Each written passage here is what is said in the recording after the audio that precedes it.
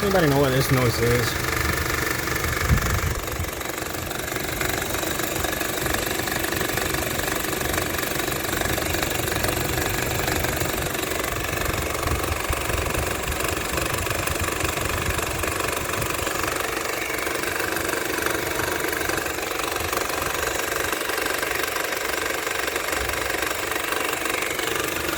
When I turn off the air,